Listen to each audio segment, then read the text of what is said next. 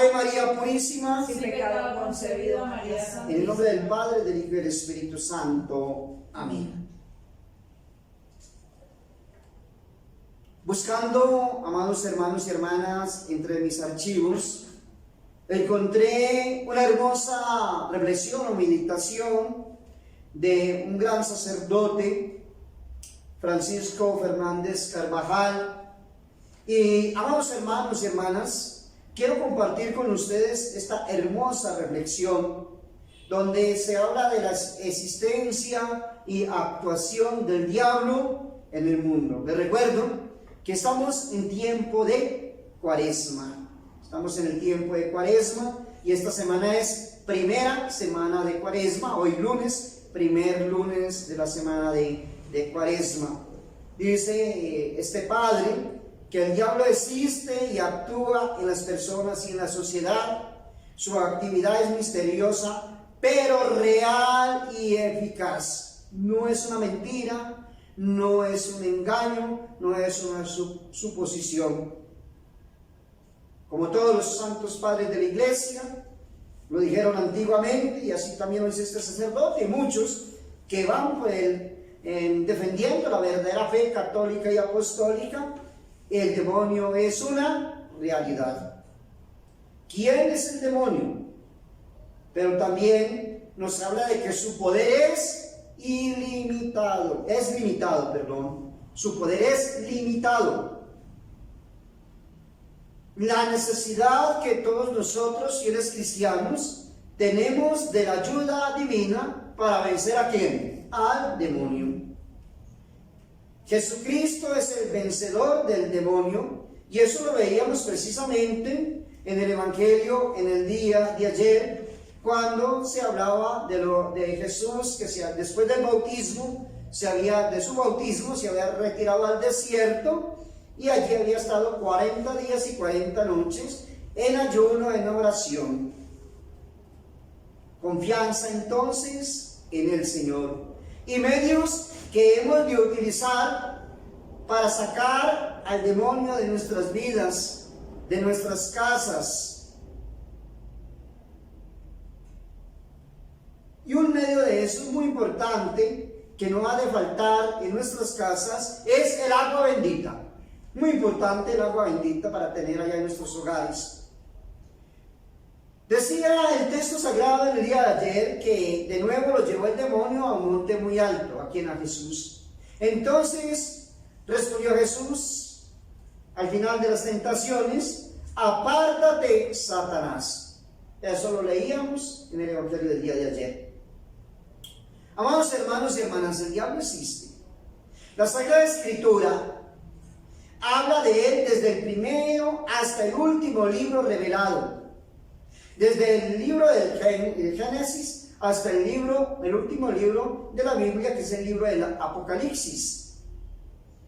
En la parábola de la cizaña, el Señor afirma que la mala simiente, cuyo cometido es sofocar el trigo, fue arrojada por el enemigo.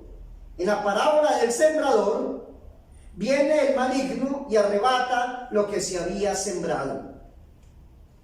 Algunos, dice el padre Fernández, algunos inclinados a un superficial optimismo piensan que el mal es meramente una imperfección incidental en un mundo en continua evolución hacia días mejores. Eso piensan algunos.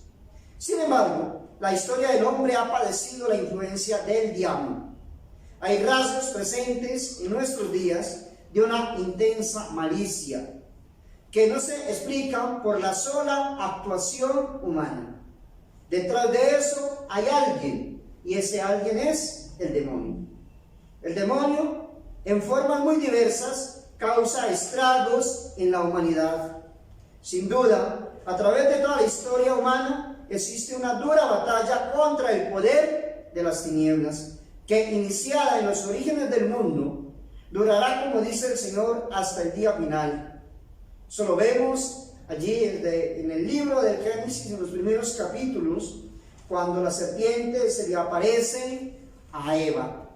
De tal manera que el demonio provoca numerosos daños de naturaleza espiritual e indirectamente de naturaleza incluso física en los individuos y en la sociedad. Así nos habla entonces el padre Francisco Fernández sobre la existencia de ¿quién? Del diablo. Es una realidad.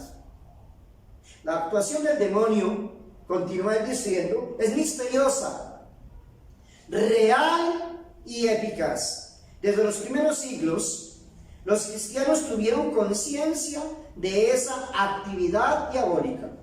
San Pedro, en su primera carta, advertía a los primeros cristianos y decía lo siguiente: sed sobrios y estad en vela, porque vuestro enemigo, el diablo, anda girando alrededor de vosotros como león rugiente, en busca de presa que devorar. Y dice más adelante el apóstol: resistidle firmes en la fe. El demonio nunca duerme, él nunca descansa. Con Jesucristo ha quedado entonces mermado el dominio del diablo, pues Él nos ha liberado del poder ¿de quién? De Satanás. Jesús nos ha liberado del poder de Satanás. Por razón de la obra redentora de Cristo, el demonio solo puede causar verdadero daño a quienes libremente le permitan hacérselo, consintiendo en el mal y alejándose de Dios. O sea, si nosotros lo permitimos, Él viene, daña y destruye, porque es el padre del engaño y de la mentira. Él tiene, lo decía al principio, un límite, pero Él avanza conforme nosotros le vayamos abriendo ¿qué? El camino y le vayamos dando espacio en nuestras vidas. El Señor se manifiesta en numerosos pasajes del Santo Evangelio como vencedor del demonio, librando a muchos de la posesión diabólica. En Jesús está pues nuestra confianza, y Él no permite que seamos tentados más allá de ¿qué? De nuestras fuerzas.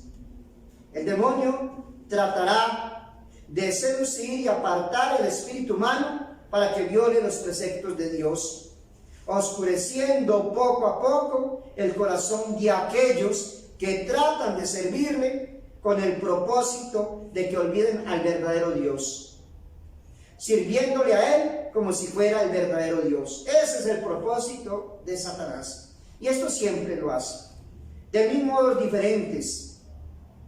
Pero el Señor nos ha dado los medios para vencer en todas las tentaciones. Vuelvo y lo repito, amados hermanos y hermanas, Dios, el Señor, nos ha dado todos los medios para vencer ¿dónde? En todas las tentaciones. Nadie, dice el padre Fernández, nadie peca por necesidad. Consideremos con hondura en esta cuaresma lo que esto significa. Además, para librarnos del influjo diabólico, también ha dispuesto Dios un ángel que nos ayude y proteja. Está nuestro ángel de la guarda, pronto a ayudarnos, a cuidarnos, a estar pendiente de nosotros. Por eso con el ángel de la guarda, amados hermanos y hermanas, hay que ser muy agradecido. Siempre darle gracias por su protección, pedirle su ayuda, que nos proteja de Satanás, de sus legiones, de la gente malvada y perversa. Pídale al ángel de la guarda que nos conserve en gracia, en santidad, que siempre hagamos la voluntad de Dios. Dígale a su ángel de la guarda, a los ángeles del Señor, que nos llenen también de santas inspiraciones, que ese también es el oficio del ángel, y que seamos dóciles a esas inspiraciones, a las inspiraciones divinas, y así, como nos decía alguien, mantener a raya a Satanás. Acudamos entonces a nuestro ángel custodio a la hora de la prueba, y él siempre nos amparará contra el demonio y nos traerá siempre santas inspiraciones. Ese es el oficio principal, no solamente de nuestro ángel de la guarda, de todos los ángeles del Señor, protegernos, cuidarnos, ayudarnos, para que un día nos encontremos con el Señor allá en la eternidad, y como lo escuchamos en el Evangelio, no seamos de los cabritos, sino de las ovejitas. O sea, de aquellas que están a la derecha de Dios, y que escuchemos ese día aquella sentencia: venid a mí, benditos de mi Padre. Y no al contrario, apartados de mí, malditos, como lo dice el Evangelio en el día de hoy. Sentencia terrible, sentencia aterradora. Yo te pregunto a ti, amado hermano y hermana, ¿cuál de estas sentencias quieres escuchar tú en el día del juicio universal? O en el día de tu juicio particular, ¿dónde quieres estar? ¿O a la derecha o a la izquierda? Eso depende de la respuesta que le estés dando a Dios, o de la respuesta que le des a Dios en tu vida. Entonces, el demonio es un ser personal, real y concreto, de naturaleza espiritual e invisible, por eso no lo podemos ver, y que por su pecado se apartó de Dios para siempre, porque el diablo y los otros demonios fueron creados por Dios naturalmente buenos, pero ellos por sí mismos se hicieron malos. Es el padre, el demonio es el padre de la mentira, del engaño, de la traición, de la destrucción, del pecado, de la discordia, de la desgracia, del odio, de lo absurdo y malo que hay en la tierra. La serpiente astuta y envidiosa que trae la muerte al mundo. El enemigo que siembra el mal en el corazón del hombre, y al único que hemos de temer si no estamos cerca de Dios. Debemos temer al demonio si no estamos cerca de Dios, pero estando con Dios, ¿a quién hemos de temer? Si Cristo está con nosotros, ¿quién contra nosotros? Su único fin en el mundo, al que no ha renunciado, es nuestra perdición. Ese es el fin.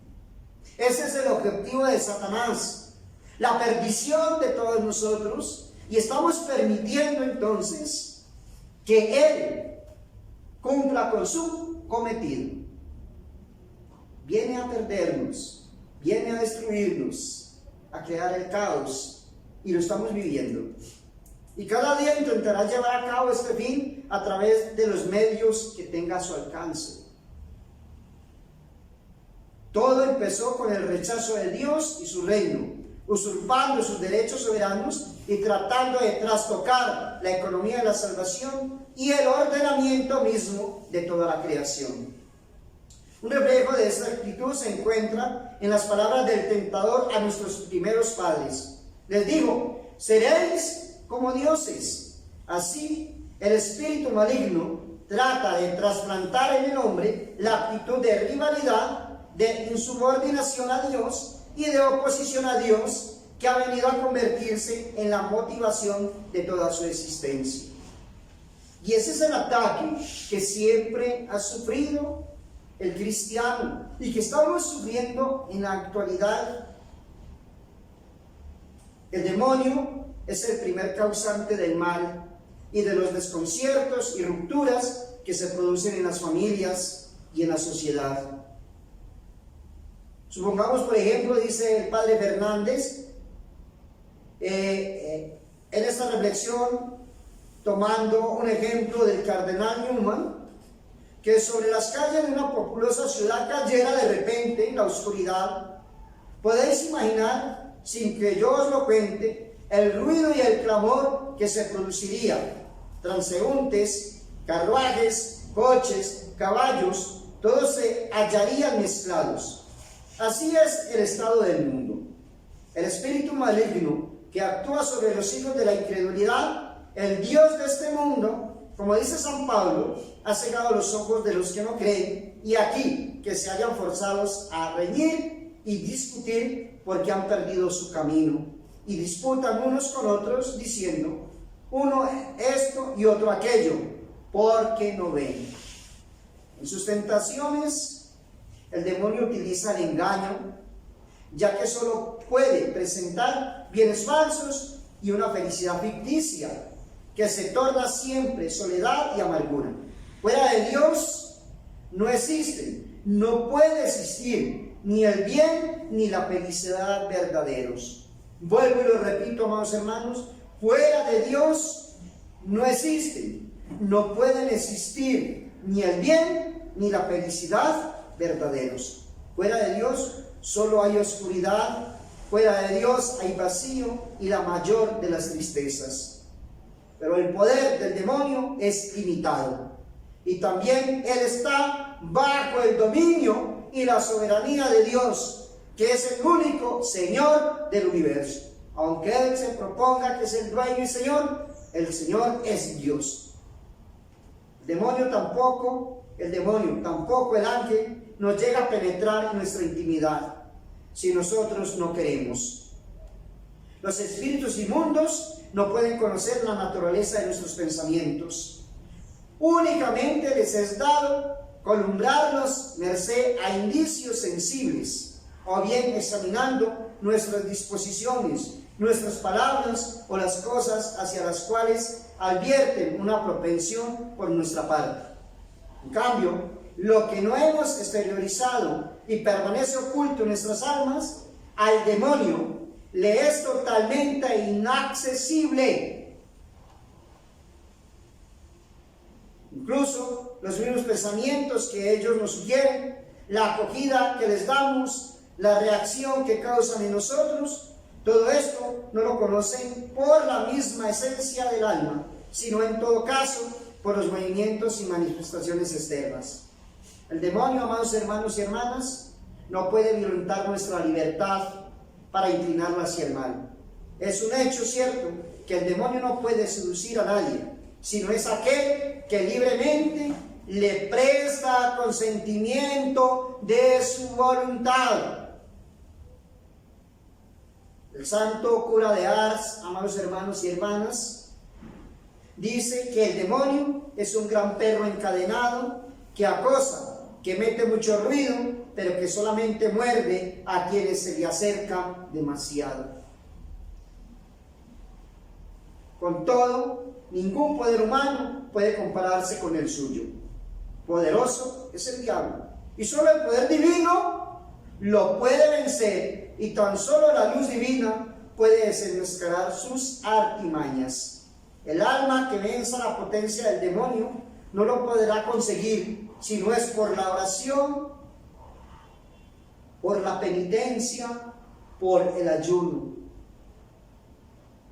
Y en primer lugar, por la Santa Eucaristía, recibiendo la Santa Comunión con las debidas disposiciones en gracia de Dios.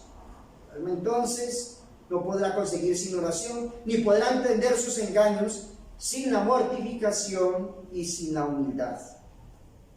La vida de Jesús, entonces, amados hermanos y hermanas, terminando, quedó resumida en Hechos de los Apóstoles con estas palabras: pasó haciendo el bien y librando a todos los oprimidos del demonio. Y San Juan, tratando del motivo de la encarnación, explica lo siguiente: para esto vino el Hijo de Dios, para deshacer las obras del diablo. Cristo, entonces, es el verdadero vencedor del demonio. Ahora, el príncipe de este mundo será arrojado fuera. Y era Jesús en la última cena, pocas horas antes de su pasión. Dios, dispuesto a entrar en la historia humana de modo nuevo y definitivo, enviando a su Hijo en carne nuestra, a fin de arrancar por él a los hombres del poder de las tinieblas y de Satanás.